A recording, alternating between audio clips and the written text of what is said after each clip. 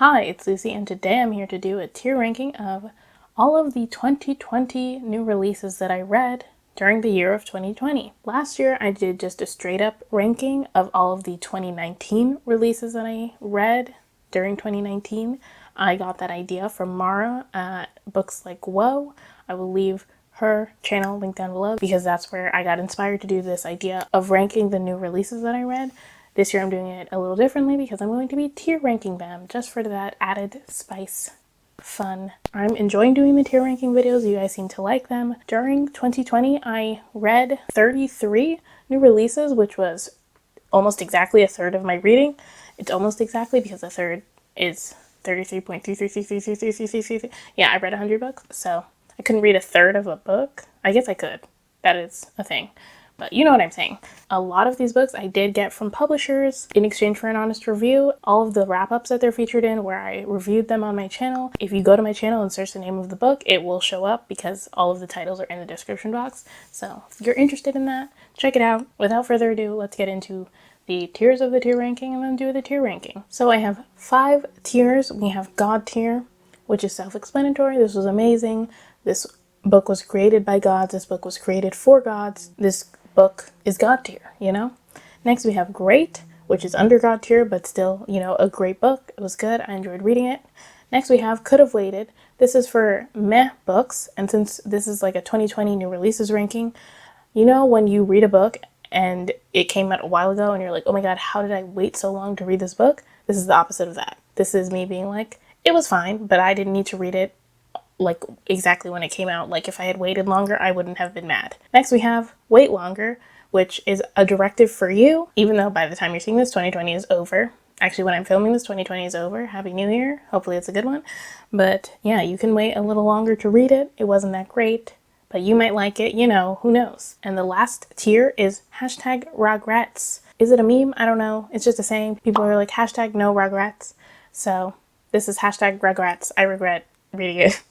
These are books that I wouldn't recommend, or I would only recommend in very, very, very specific occasions.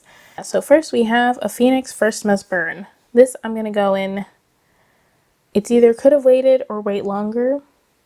I'm going to put in Wait Longer because this is a collection of sci-fi and fantasy stories about black heroines, and it just wasn't as good as I wanted it to be. A lot of the stories were just okay, and there were a few that were just bad, in my opinion. There were some that were good, but I think the bad outweighed the good in this situation, so that's unfortunate. A Song Below Water. This one I also had an unpopular opinion on. A lot of people loved this book. What should I put it in? It's also a Wait Longer because I don't feel like I regret reading it. I don't think it was a bad book. It was just, I think it was the wrong time for me to read it because I was like thinking about a lot of things, and there were elements about it that I really liked. It was just, you know, not a book for me. Next we have A Wicked Magic. This follows 3 girls who, what happens in this? I'm going to put this in Could Have Waited because I can't remember what happens. Hold on, give me a second. This follows 3 girls who end up having to do like witchy things. It's hard to explain partially because I forgot some elements of it, but I enjoyed it when I read it. There are a lot of elements about it that are like heavy hitting, so you should be in a place to read it. I believe the author did like a page of trigger warnings for the book, so if you're interested, check that out. Yeah, but it wasn't a bad book. I enjoyed reading it when I read it, but I don't feel like I needed to read it as a new release. Again by E. Lockhart. This is another weird one. I'm putting in the great tier because I did really enjoy it. There was an element about it that was like a pretty big element that I wasn't a huge fan of, but the overall story I really enjoyed. This follows a girl who is dealing with a lot of family issues, and it's also told in a way that you can kind of see like parallel universes for all the choices she makes. And so that element was interesting, but ultimately wasn't for me, I feel like. But the actual story about the girl dealing with her family issues and like her social issues, I thought was really interesting. All Boys Aren't Blue. I'm going to put it in God tier because I think it was a really important read and it was a really well done read. This is George M. Johnson's memoir, especially meant for YA readers, that goes through their upbringing as a black queer person. And I also want to like just point out, because I didn't know until after I had reviewed the book, I think, or after I had read the book and talked about it in like a reading vlog, but George M. Johnson has come out as non-binary, but in the book they still used he, him pronouns. George says that they're fine with he, him pronouns at this moment, or at the last moment that I looked. It's probably been a while, so that could have changed also, but I just wanted to let people know. But it was a really great read. Black Sun by Rebecca Rowanhorse. This is a great tier book, and this is a high fantasy that is too complicated for me to really explain, but it follows a bunch of characters. There's an eclipse that's happening. It's a whole big thing, but I really enjoyed it. I just read it, so you can check out like the Christmas reading vlog I did for like more thoughts about it. But yeah, I really enjoyed it. Great tier. Catherine House, Ran and Go and Could Have Waited. I enjoyed this. I went into it knowing like a lot of the things people didn't like about it, so they kind of didn't bother me as much, but I think I would have put this in great tier if it had a different ending. But for the ending, I'm going to say Could Have Waited. I didn't need to read it in 2020. I didn't need to get caught up on all the hype. Cinderella is Dead. I also am going to go and Could Have Waited for this. I enjoyed it, and I'm glad I read it. And I guess I'm glad I read it when I did, because I did do a review of it. And obviously you can do a review no matter when a book comes out, but it is better for reviews to come out closer to their release, even though my review didn't even come out that close to the release, but you know, it came out in the same year, so that's something. For you, if you're thinking about reading it, you shouldn't feel bad that you didn't read it in 2020, but if you're interested in the story of it, it's a Cinderella retelling. It is more loosely a Cinderella retelling, and like Cinderella exists in this world. Next we have Come On In. This is also I think I'm going to put it in great tier, actually. I really enjoyed it. There was just one story in there that I didn't really like, but all the other stories I think got between like 3.5 to 5 stars, even though I didn't rate any of the stories in it. But if I were rating them, I think they all would have gotten between 3.5 to 5 stars. And I really enjoyed the majority of stories in it. And that is just a short story collection following second and first generation immigrants to the US. Dancing at the Pity Party, I think this is a great tier also. I almost forgot I read it. I don't want to say it was a fun read because it is about the author whose mother died of cancer when she was in college. So it wasn't like a fun read, but it felt like really honest, and it is a graphic novel, so the illustrations were kind of fun, if that makes sense. And I would recommend it, especially if you're dealing with grief or anything. There are some things in there that hit me, even though I have not dealt with grief like that. But I feel like it's a book I will come back to in the future when I do have to deal with something, because, you know, everybody dies. So next we have Grown, and this is either great or God tier. Great. I'm going to put it in great tier. I enjoyed reading it as much as you can enjoy reading a book about grooming and assault. But it did what it came to do. I thought I did it really well. I know some people didn't like the ending. I was middling on the ending. But overall, I really liked that book. Next we have Homie. I'm going to put it in God tier also, just because I really favor like honesty, especially in poetry, and like you can just feel like the poet like put all their emotions in what they're writing, and I really, really like that about that collection, and it just really feels like that. This is Lumberjanes. I don't remember which issue this was, but obviously it's not obviously, but it's one of the latest ones. I caught up on Lumberjanes this year, and I'm going to put it in great tier because just the whole series, reading it, I am so glad that I did that this year. I caught up on the whole series. I think I read like volumes 6 to like, I don't know, 12, 13, something like that. And I really enjoyed it. And I'm glad I did that this year, so it goes in the great tier. And the Lumberjanes, I feel like I'm only giving synopsises for some of these books, so this is going to be confusing. But the Lumberjanes is a graphic novel series where we follow these girls who are in like a Girl Scout-esque troop, and they're away at their summer camp for it. And they discover that their summer camp has some like paranormal goings-on, and it's about them dealing with all of that. And it's really fun, really cute, super diverse. There are a few LGBTQ plus characters who are like treated so well, and just it's so fun.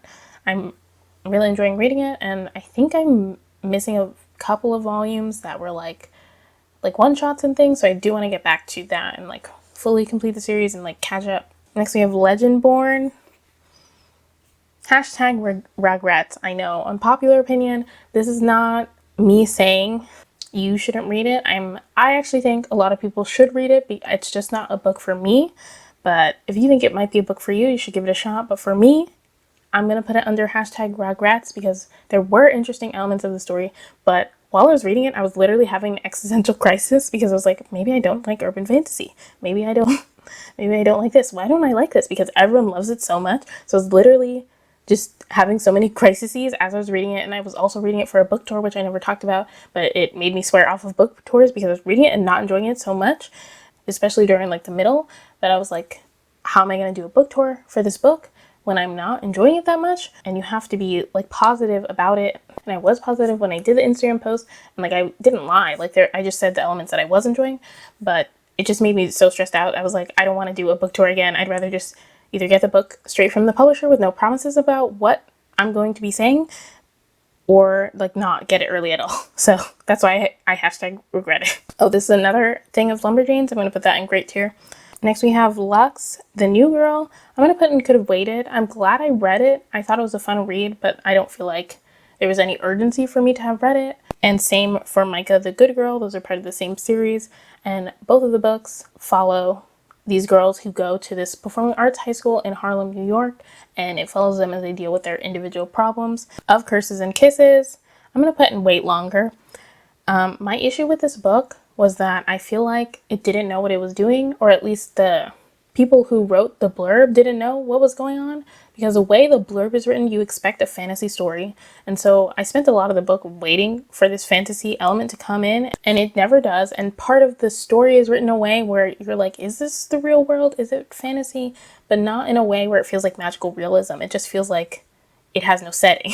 So that was really odd for me, and I wasn't a huge fan of the characters. They didn't feel very special to me. So I don't feel like I needed to read it in 2020. So if you were feeling bad about missing out on any hype it had, which I didn't really think there was a lot of hype for it, which fortunately, I don't know. But if you felt like you were missing out, you weren't. Raybearer, God tier. Spoiler alert, this was my favorite book of 2020. I love this book so much. I am planning to do a review of it soon, hopefully. And yeah, so I loved it. Everything about it was perfection to me. Yeah, you can check out either my wrap up that I talked about it in, or the review that will come eventually. Saving Savannah, I'm gonna go with wait longer. This was just not as good as I expected it to be. Something was missing with the writing and the characterization, where I just felt like it wasn't as good. Like it just didn't feel like it was written that well, especially the characters. And also there's another situation where whoever writes the synopsis needs to like actually read the book more. I felt like it led me to expect something else rather than what I got. There are some elements where you can tell that it's well researched. This covers Red Summer and it deals with that, which I thought was really interesting. And then at the back there's like, not a glossary, but just like some facts that the author mentions like knowing about or learning about in relation to the book, which I thought was interesting. But that's like 15 pages of a whole book that isn't technically the book, so can't say it was great or anything. So once again, you can wait longer to read it. Like if you have no more books on your shelf and you want to pick it up, sure. But I wouldn't say prioritize it. Shadow of the Batgirl, I also say could have waited. I actually enjoyed this, but I don't think I realized exactly what it was. This is a one-shot about Cassandra Cain, who is, I think, the third Batgirl, and it's like a retelling of her story, I think. I never read the original comics that she was in, but you know, I read Wikipedia pages and stuff, so I knew it was going to be retelling. I thought it was going to be a new origin story, but I think it's just a one-shot. It doesn't have to do with the main story going on in the like normal DC universe canon, which whatever they're calling it now, I don't remember. So there's no rush to read it. But if you're interested in, you know, a fun little retelling, it does also deal with some serious elements because Cass's backstory is sad. Next we have The Ballad of Songbirds and Snakes. Hashtag regrets. I regret it. I knew it was bad. I just didn't know it would be so bad. I did do a whole reading vlog where I read this book and talked about it, talked about everything wrong with it, talked about some good things about it. In that video, I think I gave it 3 stars. I feel like I should give it like 2 stars. But yeah, it was not great. If you haven't read it, you should not read it. If you enjoy the Hunger Games, there's no point. There's literally no point. It is purely a cash grab. There's like maybe one point that I'll talk about when, spoiler alert, this is in my worst books of the year video. I'll talk about it in that, but I think it's dumb if that was her intention. So there's that. But also, if you want more thoughts, check out that reading vlog. It's in the cards. The Cleaners. This was one of the short stories that I read for my Christmas themed reading vlog. It was fun. I didn't realize it had come out just before I like started doing that video. So I didn't realize it was a 2020 release until I was like planning for this, and I was like, oh, I read that, and it was a 2020 release. So yeah, but I don't feel like it was all that special. I enjoyed it. I'm glad I read it because, it was a fun read. It didn't need to be read immediately, in my opinion. The Hand on the Wall, great tier. Really enjoyed this. I was really excited to read this. It is the third book in the Truly Devious series, which fortunately got extended. It's unfortunate because I've talked about this multiple times. I don't like when series get extended, but this is a little different because it is a mystery series. So if the plan is to just like make it a whole series of mysteries where we just follow the main character, whose name I forgot, Andy? I don't think it's Andy. The main character solving different mysteries, I think that would be a fun thing if it evolved into that. But if it's something else, which I don't know, then I don't love that. But The Hand on the Wall, specifically, I'm glad I read that. It was really good. I enjoyed it. The Lost Carnival is another one. I'm going to put it in Wait Longer. This is another DC Comics one-shot that I knew was outside of the canon continuity when I went in, so that's not a huge complaint, although it is a reason you could wait longer to read it because it doesn't have really any bearing on any of DC Comics if you want to go into it. But just as a standalone graphic novel, I didn't think it was that great. It was fun to read, but I guess bringing it back to DC Comics, I felt like the characterization of Dick Grayson was off. Dick Grayson is my most read character from DC Comics, so I feel like I have a good opinion. And yeah, so I wasn't a huge fan of that.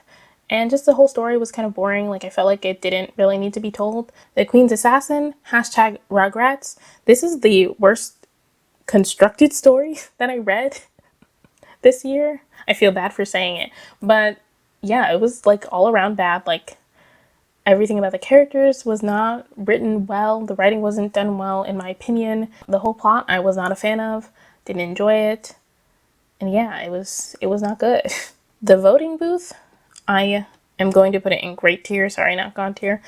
I really enjoyed that. I'm kind of glad I read it in an election year, even though it's not really for me because it's, for young adults, but it just really makes you, it's like a feel-good book about voting, which I know is weird. So it was nice to read during this election year when everything felt so doom and gloom.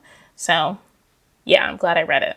The Way Back, I feel like this could have waited. The thing going for this story is the atmosphere. I felt like everything else about the story was kind of off, so I don't really feel like I needed to read it when it came out, And it was a fine story if you're interested in the story. It's hard to explain because the plot kind of doesn't make any sense. But the atmosphere is really good, but it follows two teens who have to go to the far country, a place which is where there are demons. And all of the characters in the story are Jewish, which plays an element into the story. The blurb says it's based on Jewish folklore. I tried to research it because I was interested in the story, but I could not find anything. So if anyone knows, can you tell me? The Wickeds, goes along with The Cleaners, and it goes in that Christmas reading vlog. I could have waited. I didn't have to read it this year, but it was an enjoyable read. They Wish They Were Us. I could have waited longer. I wanted to read Dark Academia. It sounded really interesting. It just wasn't as dark as I wanted it to be, and it was very predictable as a mystery. Watch Over Me by Nina LaCour. I thought this was a really good, heartfelt read. I'm glad I read it. This goes in great tier.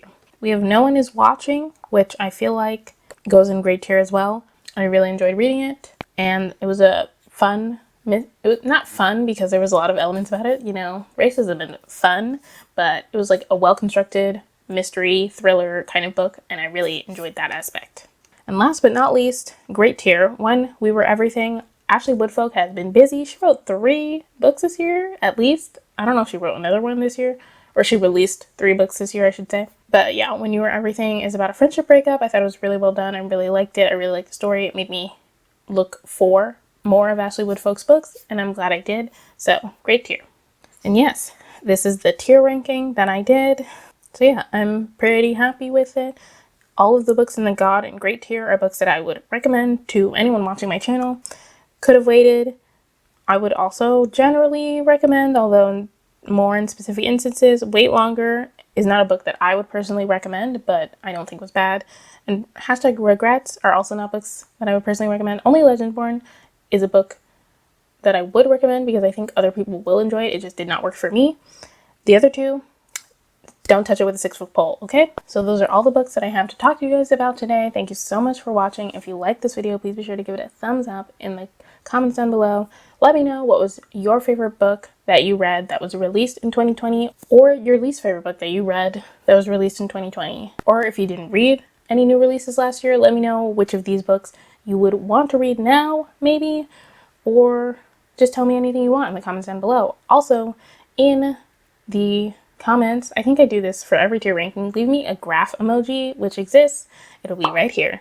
If you haven't already, subscribe to my channel because I make more videos where I talk about books. Hit the notification bell so you can be notified whenever I post a video. Follow me on my social media. I have Goodreads, Twitter, and Instagram. So those are all linked down below in the description box, along with more information about things in case you're interested. Again, thank you so much for watching. I'll see you in my next video. Bye!